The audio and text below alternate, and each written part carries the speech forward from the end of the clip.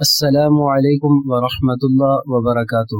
عزیز دوستو، جیسا کہ ہم نے آپ کو بتایا تھا کہ ہم امہات المؤمنین کا تذکرہ ترتیب وار پڑھیں گے۔ آج ہم ام المؤمنین حضرت خدیجہ رضی اللہ تعالی عنہ بنت خویلد کا تذکرہ پڑھیں گے۔ جناب نبی کریم صلی اللہ علیہ وسلم کا سب سے پہلا عقد نکاح ام المؤمنین حضرت خدیجہ بنت خویلد رضی اللہ تعالی عنہ سے ہوا ہے۔ آج تعارف اور ان کا عقد نکاح۔ تعارف، نام خدیجہ تھا اور لقب طاہرہ۔ ان کے والد کا نام خویلد بن اسد بن عبد العزیٰ بن قصی تھا۔ یہی قصی حضور اکرم صلی اللہ علیہ وسلم کے بھی جد اعلیٰ تھے۔ اسی اعتبار سے حضرت خدیجہ اور حضور صلی اللہ علیہ وسلم کا یک جدی ہونا واضح معاملہ ہے، یعنی ایک پشت سے ہی ہے، ایک ہی خاندان سے ہی ہے۔ حضرت خدیجہ رضی اللہ تعالی عنہ حضور اکرم صلی اللہ علیہ وسلم کے نکاح میں آنے سے پہلے 2 مرتبہ رشتہ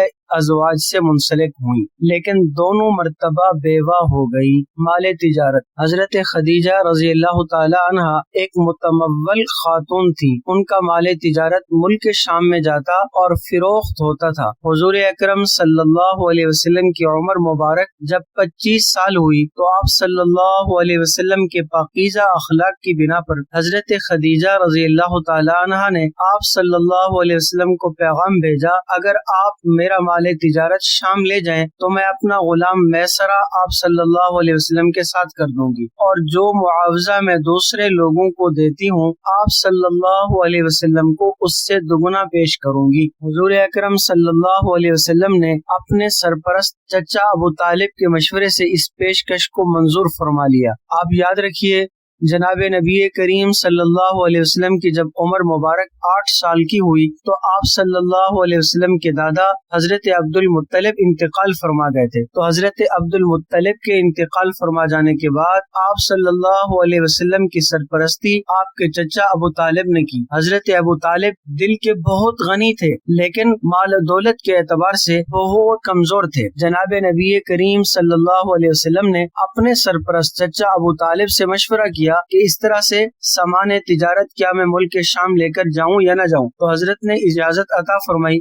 اتفاق کی بات ہے، جب نبی کریم صلی اللہ علیہ وسلم یہ مال تجارت ملک شام لے کر گئے تو سب مال نہ صرف فروخت ہوا بلکہ حضرت خدیجہ کو پہلے سے دگنا نفع ہوا۔ حضرت خدیجہ رضی اللہ تعالی عنہ بہت خوش ہوئی اور آپ صلی اللہ علیہ وسلم کو مقررہ رقم سے دگنی رقم دی۔ حضور اکرم صلی اللہ علیہ وسلم کی صداقت و امانت کا چرچا عرب میں عام ہو چکا تھا۔ آپ صلی اللہ علیہ وسلم سے حضرت خدیجہ الکبریٰ رضی اللہ تعالی عنہ کا عقد نکاح۔ شام سے واپسی پر حضرت خدیجہ کی نظروں میں حضور اکرم صلی اللہ علیہ وسلم کی وقت اور زیادہ ہو گئی۔ انہوں نے اپنے غلام میسرہ سے سفر کے حالات لیے تو میسرہ نے ان کو بتایا تھا کہ اس راستے میں جب بھی ہم گئے ہیں جناب نبی کریم صلی اللہ علیہ وسلم کے سر پر ہمیشہ بادل کا سایہ ہوتا تھا۔ انہوں نے بتلایا کہ جناب نبی کریم صلی اللہ علیہ وسلم بات میں کتنے سچے ہیں،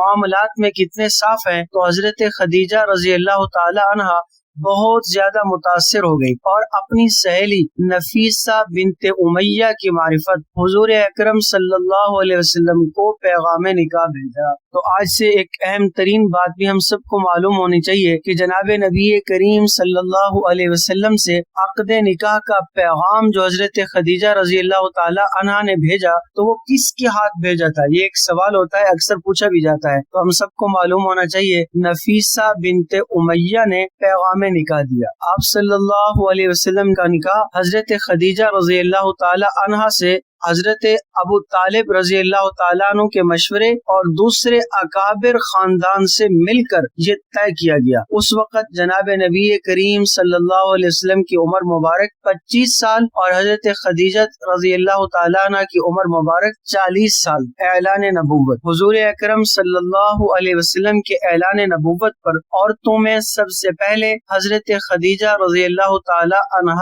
ایمان لائیں۔ ہم سب کو معلوم ہے شروع اسلام میں جب کوئی ایک بھی اسلام لانے پر تیار نہ تھا بلکہ اسلام لانے والوں پر مظالم ڈھائے جاتے تھے، ان ایام میں حضرت خدیجہ رضی اللہ تعالیٰ عنہ حضور اکرم صلی اللہ علیہ وسلم کی ہم خیال بھی تھی اور غم گسار بھی تھی۔ حضور اکرم صلی اللہ علیہ وسلم کو تبلیغ حق اور اشاعت اسلام میں جتنی مشکلات درپیش تھی ان میں آپ کی ہم خیال غم گسار صرف حضرت خدیجہ رضی اللہ تعالی عنہا ہی تھی۔ انہوں نے اپنی عقل مندی اور راحت رسانی سے حضور اکرم صلی اللہ علیہ وسلم کا دل جیت لیا، اور آپ صلی اللہ علیہ وسلم حضرت خدیجہ کی وفات کے بعد ان کا ذکر کیا کرتے تھے، اور وہ اپنی اولاد سے بھی بڑی محبت رکھتی تھی۔ حضور اکرم صلی اللہ علیہ وسلم نے حضرت خدیجہ رضی اللہ تعالی عنہا کو ایک اہم مقام اور فضیلت بھی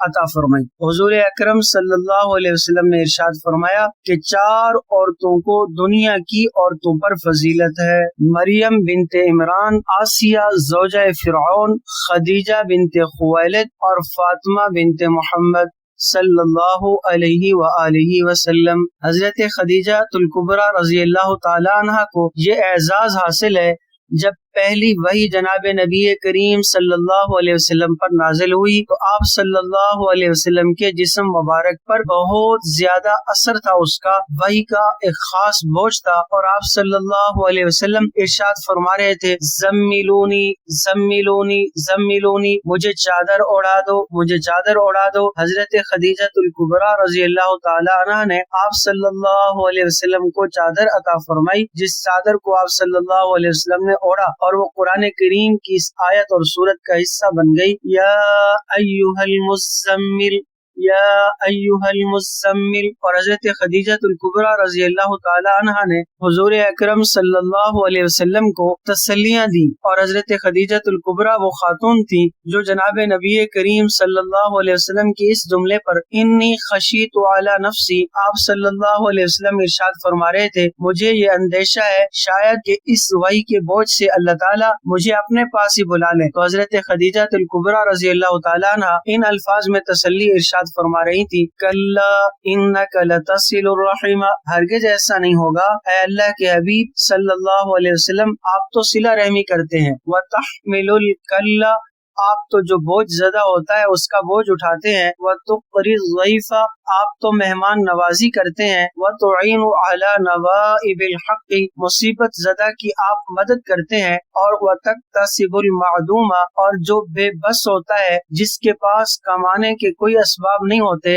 آپ صلی اللہ علیہ وسلم انہیں ذریعہ معاش عطا کرتے ہیں۔ آپ صلی اللہ علیہ وسلم کی ذات عالیہ کو اتنا جلدی اللہ تعالیٰ اپنے پاس نہیں بلائیں گے۔ اور حضرت خدیجہ رضی اللہ تعالیٰ عنہ وہ عظیم خاتون ہیں جو جناب نبی کریم صلی اللہ علیہ وسلم کو اپنے چچا ورقہ بن نوفل کے پاس لے کر گئی تھی۔ ورقہ بن نوفل وہ عظیم عالم دین تھے جن کو اللہ تعالیٰ نے تورات کا، انجیل کا علم عطا فرمایا تھا۔ ورقہ بن نوفل نے آپ صلی اللہ علیہ وسلم کو بتلایا تھا یہ وہی جبرائیل امین ہے جو موسیٰ علیہ السلام کے پاس بھی وحی لایا کرتے تھے، یہ اللہ کی وحی تھی جو آپ صلی اللہ علیہ وسلم کے پاس جبرائیل امین لے کر آئے تھے۔ اور ورقہ بن نوفل نے یہ بھی کہا تھا میں اگر زندہ رہا تو میں آپ کی تائید کروں گا، میں آپ کے انصار میں سے ہوں گا۔ اور ورقہ بن نوفل نے یہ بھی کہا تھا کہ آپ کی قوم آپ کو مکہ مکرمہ سے بھی ایک دن نکال لے گی۔ آپ صلی اللہ علیہ وسلم نے ارشاد فرمایا تھا او مخرجیہ، کیا میری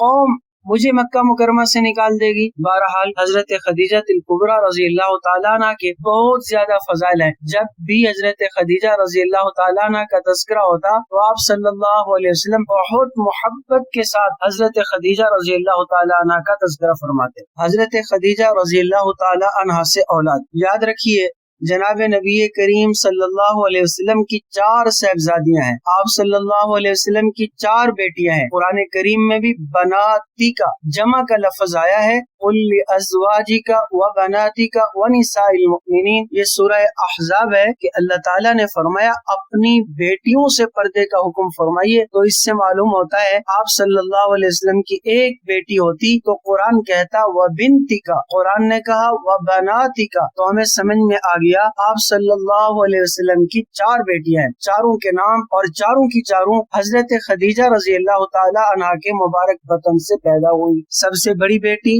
حضرت زینب رضی اللہ تعالی عنہا، آپ صلی اللہ علیہ وسلم کی دوسری صاحبزادی حضرت رقیہ رضی اللہ تعالی عنہا، آپ صلی اللہ علیہ وسلم کی تیسری صاحبزادی حضرت ام کلثوم رضی اللہ تعالی عنہا، آپ صلی اللہ علیہ وسلم کی چوتھی صاحبزادی حضرت فاطمہ الزہرا رضی اللہ تعالی عنہا، اور حضرت خدیجہ رضی اللہ تعالی عنہا کے مبارک بطن سے دو بیٹے بھی پیدا ہوئے۔ آپ صلی اللہ علیہ وسلم کے پہلے بیٹے بڑے بیٹے کا نام ہے حضرت قاسم، اور حضرت قاسم ہی کی وجہ سے آپ صلی اللہ علیہ وسلم کی مبارک کنیت ہے ابو القاسم، اور آپ صلی اللہ علیہ وسلم کے دوسرے صاحبزادے حضرت عبداللہ رضی اللہ تعالی عنہ حضرت خدیجہ کے بطن سے پیدا ہوئے۔ حضرت خدیجہ رضی اللہ تعالی عنہا کی وفات، حضرت خدیجہ رضی اللہ تعالی عنہا نے 10 نبوی میں وفات پائی۔ آپ صلی اللہ علیہ وسلم کے عقد نکاح میں 25 سال حضرت خدیجہ الکبریٰ رضی اللہ تعالی عنہا نے گزارے۔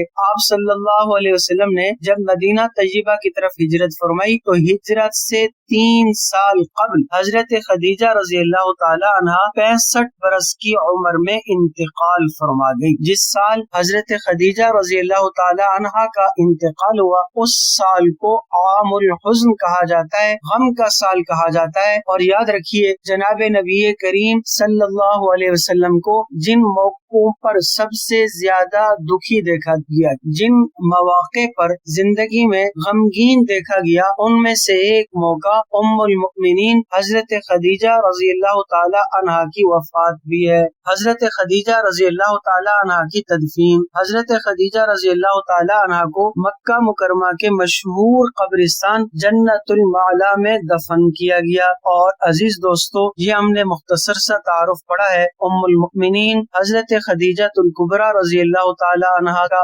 بالکل اگلی ویڈیو میں ہم دوسری ام المؤمنین جن کے ساتھ جناب نبی کریم صلی اللہ علیہ وسلم کا عقد نکاح حضرت خدیجہ کے بعد ہوا، وہ حضرت سودا رضی اللہ تعالی عنہا ہیں۔ ہم حضرت سودا رضی اللہ تعالی عنہا کی زندگی کے بارے میں انشاءاللہ اگلی ویڈیو میں پڑھیں گے۔ آپ سے گزارش ہے دوستو، آپ ہمارا تعاون کیجئے کہ اس چینل کو سبسکرائب کیجئے، آگے تک شیئر کیجئے۔ یہ اہم ترین معلومات ہر مسلمان کو جاننا ضروری ہے۔ میں امید کرتا ہوں آپ کو ہماری آج کی یہ ویڈیو بہت پسند آئے گی۔